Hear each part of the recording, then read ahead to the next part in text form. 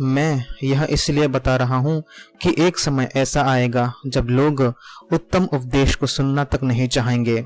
वे अपनी इच्छाओं के अनुकूल अपने लिए बहुत से गुरु इकट्ठे कर लेंगे जो वही सुनाएंगे जो वे सुनना चाहते हैं। वे अपने कानों को सत्य से फेर लेंगे और कल्पित कथाओं पर ध्यान देने लगेंगे।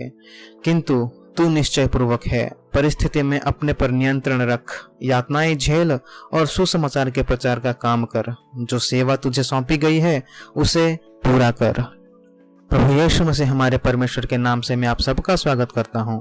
आशा करता हूं कि आप सब लोग ठीक होंगे, अच्छे होंगे और प्रभु यीशु मसीह के वचनों में बढ़ रहे होंगे।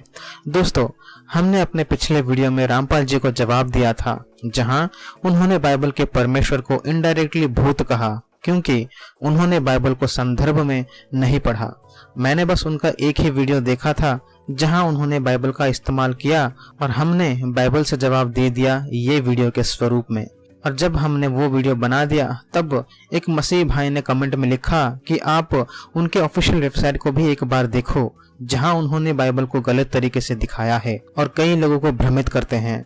तब मैंने उनके इस ऑफिशियल वेबसाइट को देखा। उससे पहले मैंने इस वेबसाइट के बारे में ना ही सुना था और ना ही देखा था। ये रामपाल जी का ऑफिशियल वेबसाइट है और जब मैंने इस वेबसाइट में यहाँ देखा बुक्स बाइबल, तो इस वेबसाइट में बाइबल के बारे में 4 टॉपिक्स को लेके लिखा गया है।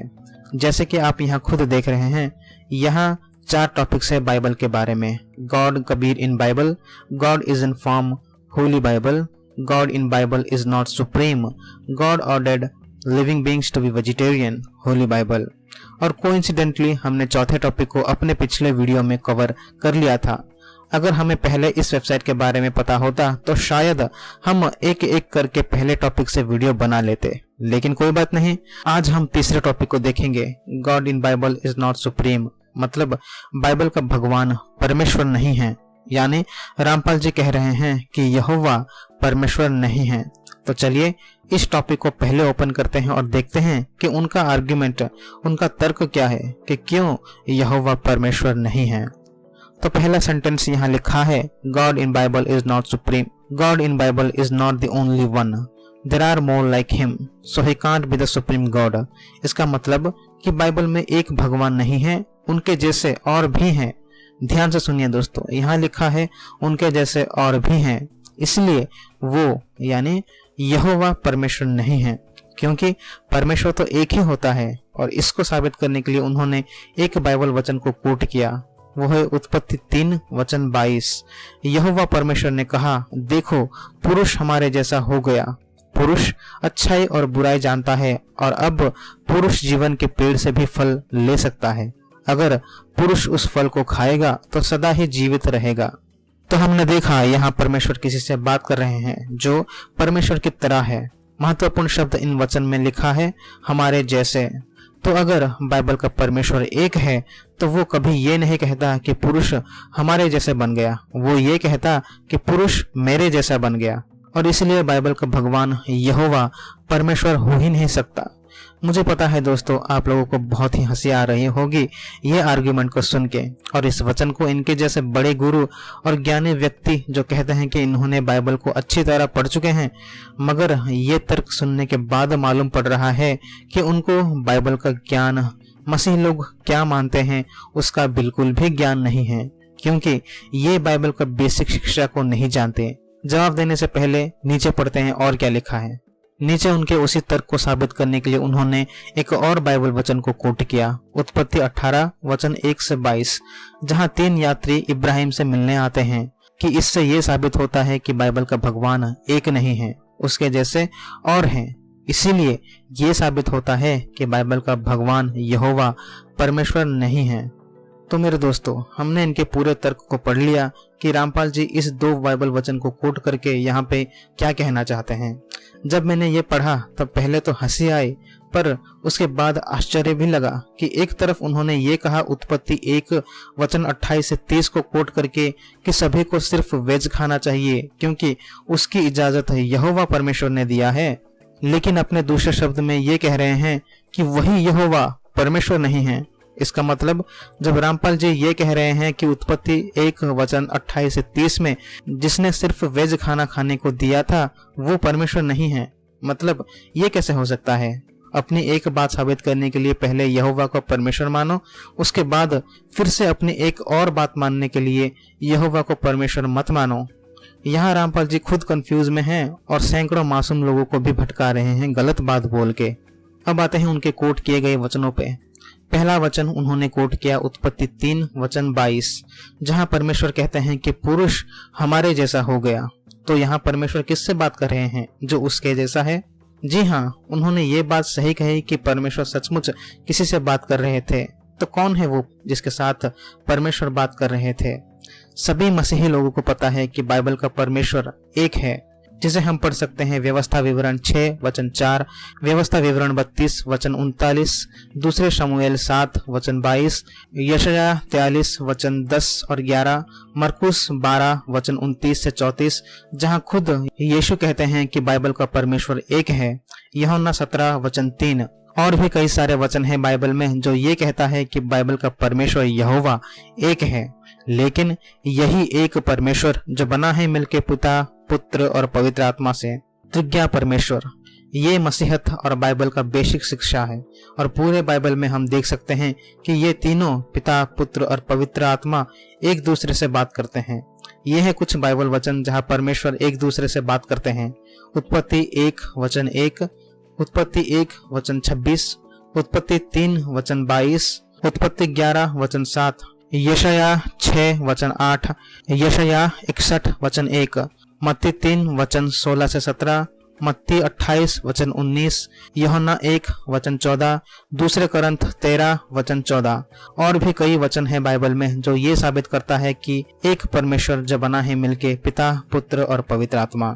हालांकि इस वचन उत्पत्ति 3 वचन 22 में ये साफ साफ नहीं लिखा कि यहाँ पिता परमेश्वर पुत्र से बात कर रहे थे या पुत्र परमेश्वर पिता से बात कर रहे थे, लेकिन बाइबल कहता है कि परमेश्वर एक दूसरे से बात कर रहे थे। लोग यहाँ पे सवाल उठा सकते हैं कि नहीं, आप झूठ बोल रहे हो, यहाँ परमेश्वर किसी स्वर्गदूत से बात कर रहे होंगे। जी हाँ, ये अच्छा सवाल है। इसका जवाब मैं आपको एक उदाहरण देकर समझाता हूँ।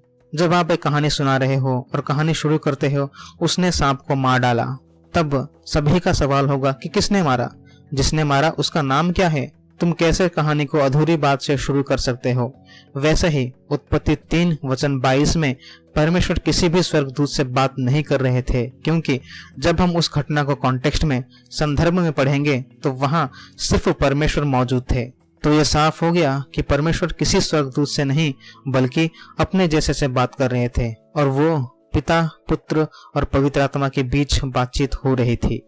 चलिए अब आते हैं उनके दूसरे दिए गए वचन पर। उत्पत्ति 18 वचन 1 से 22, जहां 3 यात्री इब्राहिम से मिलने आते हैं। चलिए इसका जवाब भी जान लेते हैं। दोबारा रामपाल जी ने अपने अधूरे ज्ञान से ये साबित करना चाहते हैं कि यहोवा परमेश्वर नहीं है। जब उन्होंने इस वचन को कोट किया तब हम पक्के हो जाते हैं कि रामपाल जी बाइबल को बिल्कुल भी नहीं जाने, क्योंकि ये घटना कोई आम घटना नहीं है। ये एक मशहूर घटना है बाइबल में, क्योंकि यहीं पर यहोवा ने सारा को आशीष दी थी कि उनका एक पुत्र पैदा होगा, वो भी जब उनकी उम्र 90 साल की थी। और इस घटना में जो 3 यात्री इब्राहिम से मिलने आते हैं, उन 3 में से एक खुद यहोवा परमेश्वर थे, और जो 2 आदमी उनके साथ थे वो स्वर्गदूत थे। और हमें क्यों मालूम है कि उनमें से एक यहोवा परमेश्वर है और बाकी 2 स्वर्गदूत हैं? पहला, बाइबल साफ साफ कहता है कि परमेश्वर को उनके पूरे सामर्थ्य में कोई नहीं देख सकता, और पुराने नियम में कई बार खुद यहोवा परमेश्वर कई बार मनुष्य के रूप लेके अपने सामर्थ्य को कम करके ताकि लोग उनको देख सके वैसे रूप में आ चुके हैं। जैसे कि आदम और हव्वा के सामने ईदन बगीचे में, इब्राहिम को इस घटना में, मूसा को जब 10 आज्ञाएं दिया गया, याकूब के साथ कुश्ती, जब दानियल के 3 दोस्त को आग में फेंका गया तब उनके साथ यहोवा परमेश्वर उसी आग में भी थे। और राजा नेबूकदनेस्सर ने कहा, देखो मैं आग में 4 पुरुष को देख रहा हूँ और उनमें से एक परमेश्वर का पुत्र के समान है। तो इन सब घटना को अगर हम जोड़ेंगे तब ये दर्शाता है कि उन 3 यात्री में से एक पुत्र परमेश्वर था। दूसरा, क्योंकि इस अध्याय उत्पत्ति 18 वचन 10 में यहोवा परमेश्वर ने कहा कि मैं बसंत में फिर आऊंगा। यहाँ सिंगुलर टर्म यूज हुआ, यानी एक ने कहा कि मैं आऊंगा, और वचन के आरंभ में क्या लिखा है? यहोवा ने कहा। तो इससे यह साबित होता है कि उन 3 यात्री में से एक खुद यहोवा परमेश्वर थे। और फिर खाना खाने के बाद वो 2 अन्य आदमी यानी स्वर्गदूत चले गए सदोम और गमोरा को नष्ट करने, और जिसको इब्राहिम ने परमेश्वर कह के पुकारा था वो इब्राहिम के साथ वहीं पे रहे। और जब सदोम और गमोरा को नष्ट किया जा रहा था तब इब्राहिम दूर से वो दृश्य को देख रहे थे, और उनके साथ था मनुष्य के रूप में यहोवा, जो वहां इब्राहिम के साथ था। और फिर यहोवा ने यहोवा की तरफ से आग बरसाई उन पापी नगर को नष्ट करने। फिर से बाइबल से साबित होता है ट्रिनिटी, त्रिज्ञा परमेश्वर, पिता, पुत्र और पवित्र आत्मा, जिनको यहोवा कहते हैं। एक अस्तित्व, एक खुदा, लेकिन 3 व्यक्तित्व, पिता, पुत्र और पवित्र आत्मा के रूप में। और जिनको ये पता नहीं कि त्रिज्ञा परमेश्वर क्या है, बाइबल का परमेश्वर कौन है, उन्हीं लोगों के ढीले तर्क को रामपाल जी ने इस्तेमाल करके उन्होंने ये साबित कर दिया कि उन्हें बाइबल का बेसिक चीजों का ज्ञान नहीं है, और उन्होंने अधूरे ज्ञान से ये साबित करना चाहा कि यहोवा परमेश्वर नहीं है। और हमें पता है कि ये तर्क उन्हें कहाँ से मिला होगा?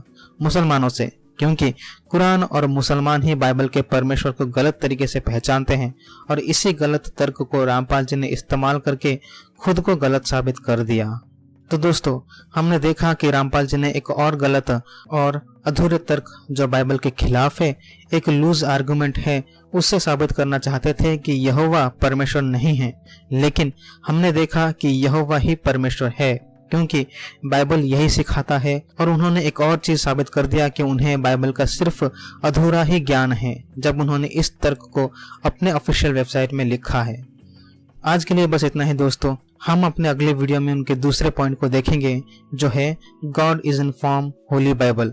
इसको भी हम बाइबल के साथ मनन करेंगे और जानेंगे कि क्या उनका ये तर्क सही है या फिर गलत। तब तक के लिए सतर्क रहिए, सावधान रहिए, बाइबल के वचनों को ध्यान से मनन करते रहिए, क्योंकि यही वचन आपको और आपके चाहने वालों की रक्षा करेगा, और कोई आपको झूठ बोल के बहका ना सके। प्रभु यीशु मसीह आप सभी को आशीष दे। आमीन।